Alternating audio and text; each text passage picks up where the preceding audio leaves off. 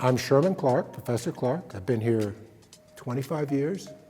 This fall, I'll be teaching torts. 1Ls now are surprisingly sophisticated. I think they do a lot of research, so I attribute to them a certain amount of knowledge. Now, how much they know about the details, I'm not sure, but most are more familiar with law school than used to be the case. And so they know pretty much that torts is the body of law that has to do with suing each other. So it's helpful to divide your thinking about the law into a couple different categories. And one set of classes deal with regulations and statutes primarily. Another set of classes are primarily common law classes. They deal more with cases. Torts falls into that category. And within that category, the main subsets are torts and contracts. That's the law of who you can sue if you feel like they've done you wrong. And contracts is, of course, the law of various sorts of agreements between people. Now, there are statutes and regulations that govern both of those areas or influence both of those areas. But in both contexts, much of the work is done with cases. The law has evolved through cases over sometimes centuries and at least decades to reach the state where it is now. Legal education is not primarily about the acquisition of a body of information. It is that. There's a great deal of information to acquire. But that's not the heart of the matter. The heart of the matter, about which we'll have many, many discussions, has to do with developing the capacity for a certain kind of conversation, for ethical persuasion and engagement of various sorts. It's learning how to do a thing, albeit an intellectual thing, a rhetorical thing, not primarily learning a body of information. The first thing to remember about cold calls is there's a lot less drama than people want to imagine. It's not some kind of TV or movie where, everything stops and the camera focuses on you and the beads of sweat. It's a conversation between people in a room.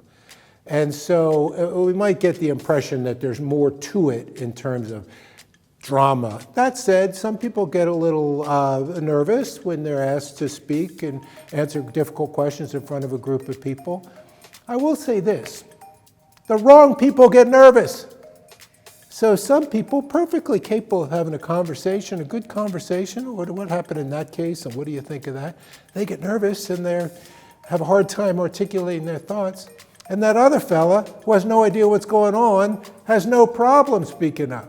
So I might say, if you're inclined to be apprehensive, relax, you'll be fine. I'll ask you some questions. If you don't know the answer, I'll ask you a different question. We'll work through it. It's not a test, it's a conversation. And if you don't have any apprehension, maybe think twice and make sure that you're communicating as well as you'd like. I have recently taken up the violin. Several years ago, I decided to try to learn how to play the violin. This is a sort of habit of mine that I tackle difficult things at inappropriate ages. I recently attempted to learn surfing, for example. So what does that have to do with anything? Well, first of all, these are fun things. If you've ever been surfing, it's crazy fun, right? And the violin is a beautiful instrument, even though I'll never be particularly good at it. I love the music, I love the challenge. But there's a connection to my job, I realize there's a connection. It's not just that I jump into difficult things. Putting yourself in a position of wrestling with something worthwhile, but very challenging, even though you might not be very good at it. There's something good about that. And there's something particularly good about that for a teacher, and particularly something good about that for an old teacher. Because we can get to a point where we think we know everything. And I've got to stay in a place where when you ask me a question, I'm listening to your question. I'm prepared to learn something from you or gain a perspective from you that I haven't thought about. Okay, how do I do that? How do I keep my brain in that place where when you raise your hand and I call on you, I am ready to hear what you're saying, even if it's challenging some assumption I've held for 30 years. So my mentor, my colleague and friend and mentor, James Boyd White, says to me, he's probably told me this a million times, every time a student raises their hand, you should think they are about to say something really smart that you never thought of. Now, is that going to happen? Not usually, okay? But if that's what they deserve, because they might, right? Think of the way our thinking has evolved on issues of gender identity and other issues over the decades since we came into the profession. This is my mentor talking to me. We have to be in that space. So he tells me that.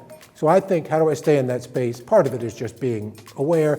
But I think humbling yourself with really difficult stuff where you recognize it's okay to be a learner. It's okay, it's good, is useful. So maybe it's completely off topic. Maybe I just like violin music and tasty waves. But I like to think it helps me be a better teacher. No. Use this time, and in fact, the first several years of your career, to figure out what you're good at. Your problem, a lot of students' problem is you're good at too many things and you're hardworking so you can do whatever, right? And that's a wonderful problem to have, but it's a problem because you want to find the thing that really suits your talents, where you're really going to thrive and make a contribution. People say do what you love, fine. If you're good at it and it's worthwhile, you'll love it, okay? If you're not suited to it and you don't think it's worthwhile, you're not going to love it. So figure out what you're good at, where your talents lie. That's what people need, work suited to their talents, worthwhile work. So use your law school time to take different classes, talk to different people, experience different ways in which lawyers make a difference in the world, and then use your first couple years after law school to check out the different ways, find out what you're good at. Because if you find that, what you're good at, what feels worthwhile to you, you're going to love it. You're going to love it. But that's hard to figure out. So don't use law school to try to get a job. You're going to get jobs. Don't you ask, what does somebody want to see on my resume so they can hire me? 8 million people are going to want to hire you. The question is, what do you want to do? What are you going to be good at? So think always about learning, not just the law, but learning what you're good at. Pick your classes that way, approach your courses that way, pick your first jobs that way. Don't do anything for LinkedIn.